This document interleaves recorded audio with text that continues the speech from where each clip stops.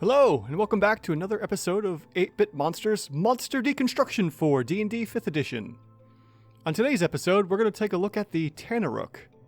The Tanarukk can be found in Volo's Guide to Monsters on page 186, and is a CR5 monster worth 1,800 experience. Let's move into the encounter building from Xanathar's Guide and see how to use this monster against our players. As a group monster, we can use the Tanarukk against 5 players at 5th level, 4 players at 6th level, 3 players at 8th and 9th level, and 2 players at 10th and 11th level. Now, for a solo encounter, 1 player at 12th to 16th level can actually go 1-to-1 against this Tanarukk. And technically, we could use this as a swarm monster, and put 2 monsters for each 1 player at 17th level or higher. Beyond that, we really couldn't use this monster for a swarm monster anywhere else. And finally, how to use this as an epic encounter for your players. Well, you could pit 6 players at 3rd level against one of these Tanarukks, or you could pit 5 players at 4th level. Yeah, this is a pretty well-rounded monster there, Troll. Although, as we'll see a little later on, maybe not so well-rounded. So let's keep going and see what we got further down the road, okay? Now that we have encounter building finished, let's move into the TLDW. For the TLDW, this is where things get a little weird. And I'm going to say this now, this monster was hard to work out. So for the DCR, I found a 3 or a 5. For the OCR, I found anywhere from 4 to 8 or higher. For the FCR, I found anything between 4 to 7 or higher. And the printed CR, as we saw before, is a CR5. Yeah, the DM could, but this is what these videos are about. Not giving the players a surprise with a monster worse than expected by the CR value. Okay, where was I? Now you may be wondering, what is going on with this crazy range of DCRs and OCRs? Well, if you're curious to see what is going on, let's continue on into the skills and traits.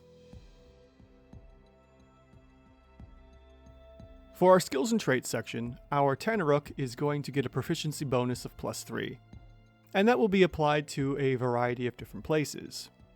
Moving on, we'll see that the Tanarukk has damage resistances to fire and poison, which could give it a bonus 1.5 effective hit point raise in the DCR section. Now I say could because fire and poison are a common resistance.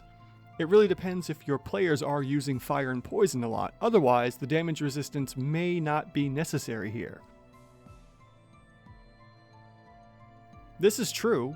I believe fire is a very common spell damage type and pretty popular amongst players. I'll take that as a note and work it out in the DCR section. Thanks, Troll! This also is an indication of why the DCR has got such a wacky range of 3 or a 5. Now that we've taken care of the skills, let's take a look at the traits that the Tanarukk has. And the first trait it has is aggressive. Now we saw this in the previous monster of the Orc Claw of Luthik, which you can see here. And the aggressive will give a +2 damage per round to our monster, which at a CR5 isn't a huge difference, but may actually bump this creature into a higher OCR because of that +2 bonus. On top of this, our Tanarukk has magic resistance, which will give it a +2 AC bonus because it'll be able to resist all magic and magical abilities, which will include, if anyone's playing the mystic or psychic abilities. And finally, the last thing I want to add in here is its reaction, which is Unbridled Fury. This is where the monster deconstruction gets a little strange because there's no clear rules of how many times Unbridled Fury is allowed to be used, and it's kind of similar in concept to the Blood Frenzy that some of the other monsters get, like the Sahuagin. So the Unbridled Fury is going to allow this monster to, anytime it gets attacked, get another attack for free with advantage. So obviously any GM is going to use the greatsword that it has, which will add plus 11 DPR per attack that the Tanarukk is hit with during other players' turns. And because of this advantage, on every attack, I'm going to give this an effective plus 4 attack bonus boost, because it seems to be similar in concept to the Blood Frenzy like I had mentioned before. So we'll keep that in mind when we get to the OCR section. Now that our skills and traits are completed, let's move into the DCR. So the Tanarukk has an actual hit point value of 95, which comes from 10d8 hit dice plus 50 constitution bonus. And this will result in a DCR of 2.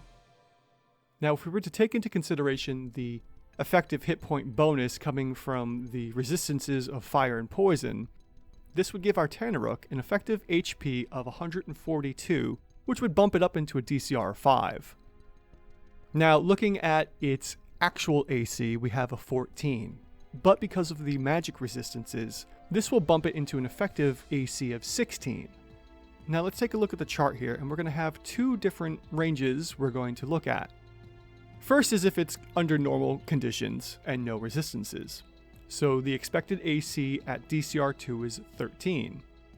With the effective AC at 16, this is plus 3 over the expected, which results in a plus 1 shift from DCR 2 to 3. Now, if we actually apply resistances, the expected AC for DCR 5 is 15, and this is only plus 1 over the expected, which means there's going to be no shift at all, which results in the DCR being either a 3 or a 5 depending on whether or not we should apply resistances. With that in mind, and the DCR completed, let's move into the OCR. Now our Tanarukk has a multi-attack, and that comes from two attacks, one being the bite and the other being the greatsword. The bite nets an average attack of 8.5 piercing damage coming from 1d8 plus 4. The greatsword, on the other hand, has an average 11 slashing damage coming from 2d6 plus 4. And for its reaction of Unbridled Fury, I'm going to assume the Tanarukk gets hit at least twice during combat every round, and add in an additional 22 damage per round. So our total average damage before the reactions is 21, and this will net an OCR of 3. The total amount of damage with the reactions will result in a 43, which will net us an OCR of 6. And this amount of damage could go even further if the group doesn't realize that the Tanarukk is getting a free attack every time it gets attacked at advantage. Now let's look at the attack bonus, which it has an actual attack bonus of plus 7. Now here's the weird thing. I'm applying a plus 4 bonus because of the Blood Frenzy / Unbridled Fury concept for this trait. So this will bump the effective attack bonus with the reactions up into a plus 11. Now let's take a look at our charts, and like we did in the DCR section, take a look at the two different versions of what we might get for the OCR. Under normal circumstances, for an OCR of 3, our expected attack bonus is going to be a plus 4.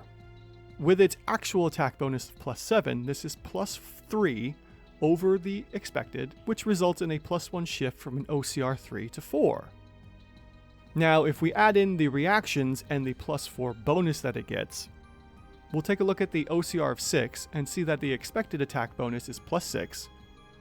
With the effective attack bonus of plus 11, this will be plus 5 over the expected, resulting in a plus 2 shift from OCR 6 to 8. And this could go even further if the group doesn't pick up on the whole, hey, every time I hit it, it hits me. So this is why I said the OCR could be an 8+, because who knows how many times this Tanarukk could get a free attack in. Every round, unlimited number of times. Okay. We have our OCR more or less settled. Let's move into the FCR.